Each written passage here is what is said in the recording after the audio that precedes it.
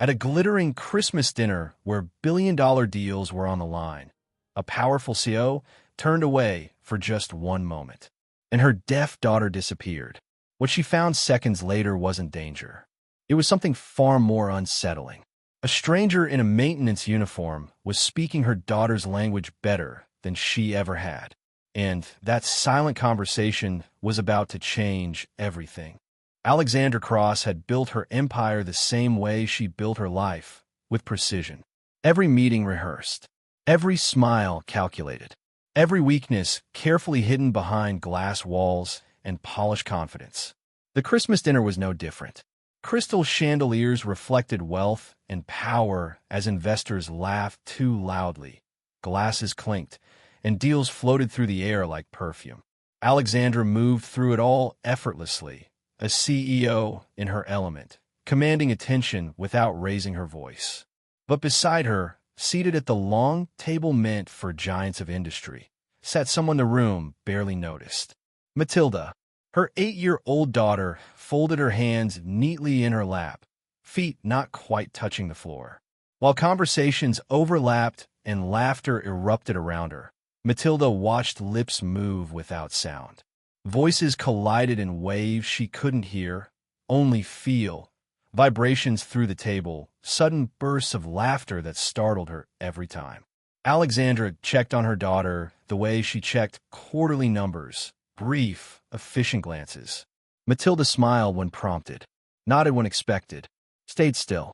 She had learned early that quiet made things easier, that being small meant fewer complications, that adults were more comfortable when she didn't remind them of what she couldn't hear. The room grew louder as the evening progressed. The music swelled, chairs scraped, glasses clashed.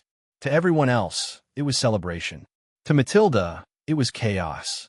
Her fingers pressed into the fabric of her dress. Her breathing grew shallow. She scanned the room, searching for something familiar, a face, a sign, anything that spoke her language. There was nothing. Alexandra leaned toward an investor, laughing at something Matilda couldn't understand. In that moment, surrounded by power and noise, Matilda felt impossibly alone. So she did what she had taught herself to do. When the pressure became too much, when the world felt too big and too loud without sound, Matilda quietly slid off her chair. No announcement, no disruption, just a small figure slipping away from a perfect image, unnoticed, unheard, and invisible, until fate decided someone else would finally see her. The hallway was narrow, dimly lit, and quiet in a way the ballroom never was. For Matilda, it felt like stepping underwater. The noise vanished. The vibrations faded. Her chest finally loosened as she pressed her back against the cool wall, breathing in the stillness. Christmas lights were strung loosely along the ceiling pipes, not for decoration, but because someone thought the workers deserved a little warmth too. They flickered softly, casting gentle shadows that didn't jump or surprise her. For the first time that night, Matilda wasn't overwhelmed. She slid down to sit on the floor, hugging her knees.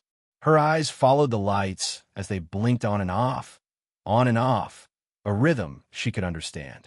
That's when she noticed the boots. Worn leather, scuffed toes, stopping a few feet away from her. Matilda froze. Adults always reacted the same way when they saw her alone. Panic, irritation, questions she couldn't hear. She prepared herself to be hurried back, to be told she shouldn't be here. But none of that came. The man didn't rush, didn't raise his voice, didn't reach for her. Instead, he slowly crouched down so they were eye level. He smelled faintly of soap and machine oil. His uniform carried the quiet dignity of someone who fixed things others never noticed. He smiled, not the polite smile adults use with children, but a soft one, the kind that waited. Then he lifted his hands and signed, "Hello." Matilda's breath caught. Her eyes widened as if someone had turned the lights on inside her chest. She stared at his hands, then his face, then his hands again, making sure it was real, that she hadn't imagined it, that this stranger was truly speaking to her in the language the world so often forgot. Slowly, carefully, she signed back, "Hello." The man's smile deepened. His name was Henry. He didn't introduce himself with words. He pointed gently to himself, signing his name with practiced ease. His hands moved naturally, not stiff or forced. This wasn't something he remembered from a class years ago. This was a language he lived in. Matilda signed her name. He nodded, repeating it back perfectly. He asked if she was okay. Not where is your mother? Now you lost? Now what are you doing here? Just, are you okay? Matilda hesitated, then shrugged. Henry didn't push. He sat cross-legged on the floor a short distance away, making sure she had space. He pointed to the flickering lights, raised his eyebrows, and signed that he liked them too. That's when Matilda smiled. Not the practiced smile she gave adults at dinner tables. Not the one she used when she knew she was being watched. A real one. The kind that reached her eyes. The kind that hadn't appeared all night. Henry noticed. He told her, through his hands, that the hallway was his favorite place during big events. Too loud out there, he signed, gesturing toward the ballroom. Too many people trying to be important. Matilda giggled, a silent shake of her shoulders, and nodded enthusiastically. They sat there together, two strangers bound by quiet, watching the lights blink. Henry pulled a small candy cane from his pocket, holding it up like a question. Matilda's eyes lit up. He unwrapped it carefully and handed it to her like it was something precious. She signed thank you. He responded, you're welcome. Somewhere far away, laughter erupted. Glasses clinked. Applause burst out like fireworks Matilda would never hear. But here, in the service hallway, there was understanding. Henry asked if she came to these dinners often. Matilda shook her head. She signed that her mom was busy. Important. Henry nodded slowly, the way adults do when they understand more than a child can explain. He told her he was here because he worked here, fixing lights, doors, heating, making sure things didn't break when people needed them most. Then, almost as an afterthought, he signed that he had a daughter too. Her name was Lily. She was deaf. Matilda's candy cane paused halfway to her mouth. Henry smiled again, this time with something heavier behind it. He signed that Lily was at home with her grandmother tonight. That Christmas dinners weren't really their thing. Too loud. Too lonely. Matilda nodded. She understood that kind of lonely. Henry told her he learned sign language the day Lily was born. That doctor spoke, machines beeped, everyone had answers, but his daughter had none of it. So he promised himself she never would feel invisible. Not once. Matilda swallowed hard. No one had ever said something like that to her before. Footsteps echoed faintly at the far end of the hallway. Henry glanced up, then back at Matilda, his expression calm. He signed one more thing. You don't have to disappear to be comfortable.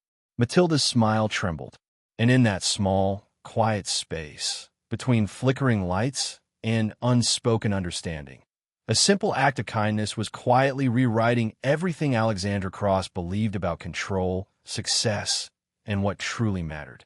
Because while the ballroom glittered with power, the truth was unfolding in silence. Alexandra realized Matilda was gone when the applause swelled too loudly. It wasn't panic at first. It was irritation, sharp and immediate, the same feeling she got when a presentation went off script. Her eyes scanned the table, then the room. The chair beside her sat empty, untouched dessert cooling on the plate. Someone had moved her daughter. Alexandra excused herself mid-conversation, her smile never breaking as she rose. Investors barely noticed. To them, she was still composed, controlled, unshaken. But beneath the silk and confidence, something unfamiliar crept in. Fear. She moved quickly through the ballroom, heels clicking with purpose. Staff offered help, voices forming questions she barely heard. Her mind raced through security protocols, exits, worst-case scenarios she was trained never to entertain. Then she saw them. At the far end of service hallway, beneath soft, flickering lights, Matilda sat on the floor, laughing. Not the polite, tight smile Alexandra knew so well, but laughing. Her shoulders shook. Her eyes sparkled. Her hands moved excitedly in the air. Across from her knelt a man in a maintenance uniform, his posture relaxed, his attention entirely on her child. His hands moved too, fluid, expressive, alive. Alexandra stopped cold. For a moment, she didn't step forward, didn't interrupt. She just watched. watched her daughter exist in a way Alexandra had never truly seen. Matilda wasn't shrinking, wasn't disappearing, wasn't trying to be easy. She was talking, not with her voice, but with her whole self. The man signed something that made Matilda gasp, then burst into another round of laughter. She responded quickly, confidently, without hesitation. Alexandra's chest tightened. She understood then, with painful clarity, that this was a world her daughter belonged to, and it was one Alexandra had never learned how to enter. She had done everything right, or so she believed. The best doctors, the best therapists, the most advanced devices money could buy. She had scheduled Matilda's life like a business plan, milestones, progress charts, strategies designed to help her function in a hearing world. But standing there, watching her child light up for a stranger, Alexandra realized she had confused management with love. She stepped forward, her heels echoing softly. Matilda noticed first. Her laughter faded as she turned, eyes widening slightly. The joy didn't disappear, but it dimmed, replaced by the familiar instinct to retreat. Henry noticed too. He turned slowly, rising just enough to show respect without looming. His expression was calm, open, unafraid. Alexandra felt something else then, something sharp and unwelcome. Jealousy. This man, this stranger, had something she didn't. Her daughter's full attention, her trust, her joy. "What's going on here?" Alexandra asked, her voice cool, professional. Henry didn't answer. He simply lifted his hands and signed. Alexandra blinked. For the first time, she truly noticed it. The ease of his movements, the fluency, the fact that he hadn't spoken a single word to Matilda. He signed to her daughter first, gently. "Is this your mom?" Matilda nodded. Then he turned his hands toward Alexandra. "Hello." The silence between them stretched. Alexandra felt exposed in a way no boardroom had ever managed. She opened her mouth, then closed it again, because for the first time in her life, she didn't understand the language being spoken in front of her. She stopped herself, straightened. "Why is my daughter here?" Henry glanced at Matilda, then back at Alexandra. He spoke softly now, his voice careful. "She needed quiet," he said, "and someone who could listen." Alexandra bristled. "I listen." Henry didn't argue. He just looked at Matilda and signed again. "Do you want to go back to the party?" Matilda hesitated. She looked at her mother, really looked at her, then down at her hands. Slowly, carefully, she signed back. Asterisk, it's loud. "I can't talk there." Asterisk. The words landed like glass. Alexandra's throat tightened. She had heard versions of this before, through therapists, reports, recommendations. But seeing it come directly from her daughter's hands, from her eyes, it was different, painful, honest. Around them, footsteps slowed. A few curious faces appeared at the end of the hallway. Whispers began, quiet judgments forming beneath expensive smiles. Alexandra felt the weight of them instantly. The CEO, the powerful woman, the child who wandered off. This was not part of the image. She looked down at Matilda, then at Henry. Then she did something that shocked even herself. She took off her heels. The sound echoed softly as she set them aside and lowered herself to the floor, awkwardly, ungracefully, until she was eye level with her daughter. The hallway seemed to hold its breath.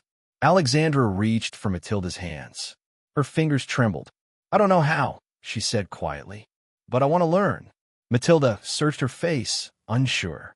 Alexandra swallowed hard. "I thought bringing you into my world was enough," she continued. "I didn't realize how lonely that made you." Henry watched in silence. Alexandra turned to him. "Will you show me?" The question wasn't about sign language.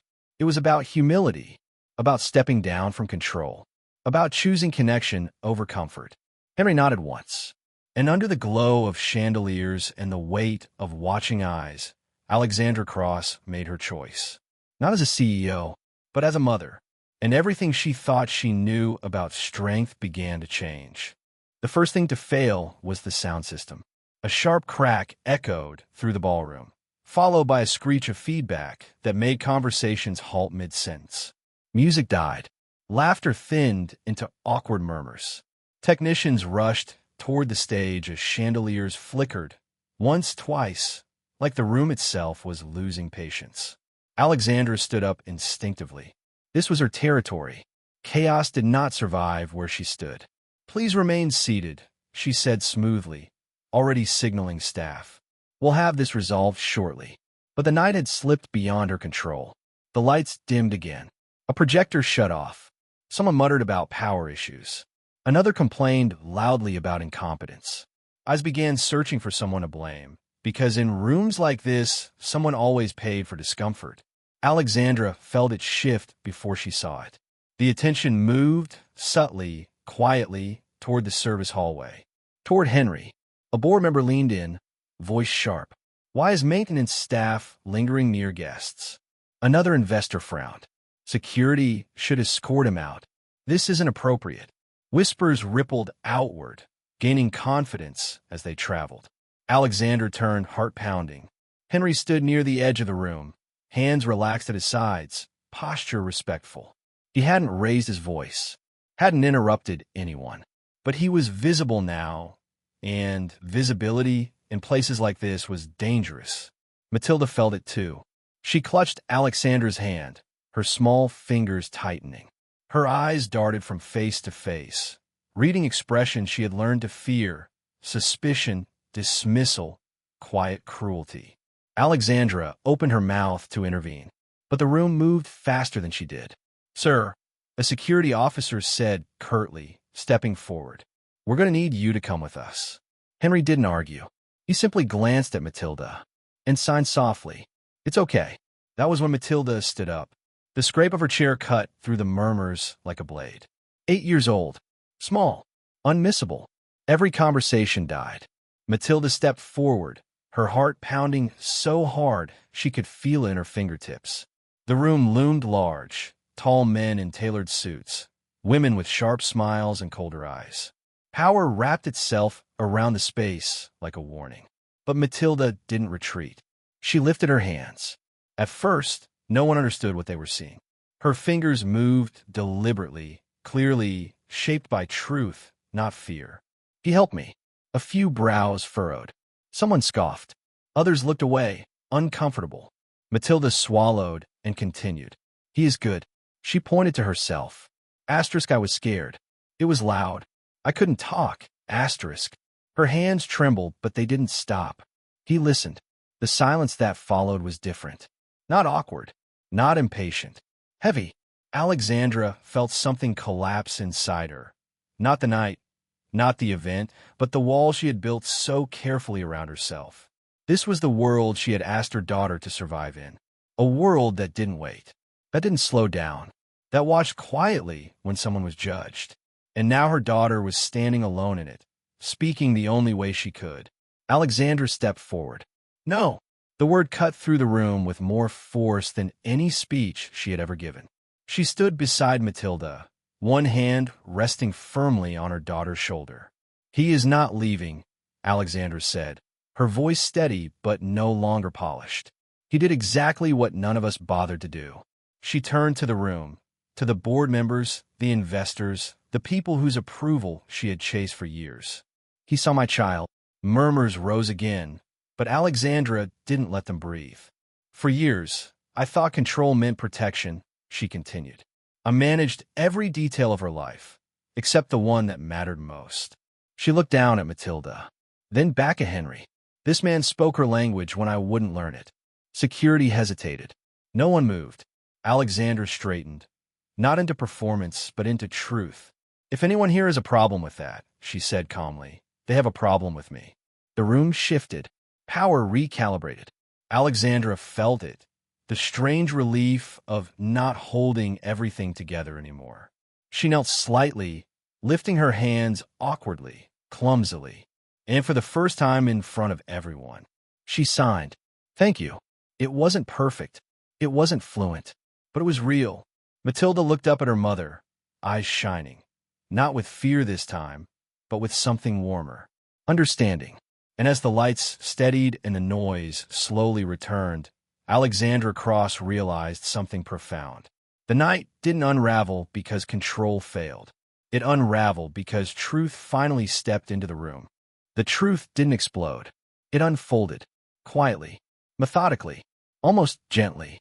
Technicians traced the system failure to deliberate tampering, a rival's desperate attempt to embarrass Alexandra in a room full of witnesses.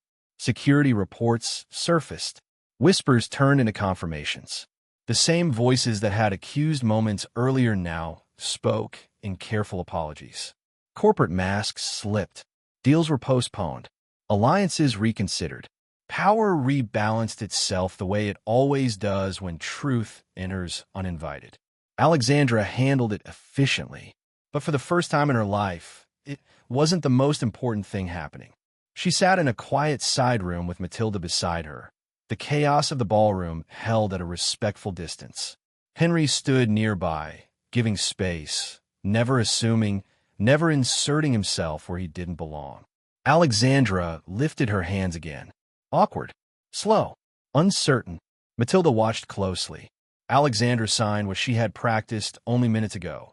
Her fingers clumsy, her timing imperfect. I see you. The words weren't smooth, but they landed. Matilda's breath caught. She smiled, not in surprise, but in relief, as if something she had waited years to hear had finally arrived in a language that belonged to her. Henry nodded quietly. No applause followed. No recognition. No reward. And yet, this was the victory. The maintenance worker wasn't the hero because he fixed the lights or kept the building running. He was the hero because he noticed a child sitting alone in silence and chose to meet her there, because he understood that safety doesn't come from volume or authority. It comes from being understood. Alexandra looked at Henry. "Thank you," she said, then repeated it with her hands, better this time. Henry smiled, signed back something simple. She did the brave part. Alexandra turned to Matilda, then really turned. Not as an organizer, not as a problem solver, not as a CEO balancing priorities, but as a mother. She signed again, slower now. "I will learn." Matilda reached for her hands and corrected her gently. They both laughed, a soft, shared moment untouched by performance or pressure. Outside, the night moved on. Contracts would be renegotiated. Power would shift. The world would keep asking Alexandra to be unbreakable. But something inside her had changed. She finally understood that strength wasn't holding everything together.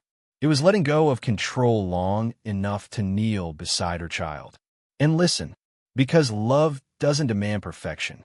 It asks for presence. And that night, under fading Christmas lights, Alexandra Cross didn't win because she dominated the room. She won because she chose love over power and finally learned how to say, "I see you." That Christmas wasn't about money, power, or reputation. It was about a mother realizing that love isn't managing someone's life. It's learning their language. Because sometimes the people we overlook are the ones who teach us how to truly listen. And sometimes the loudest truths are spoken without sound.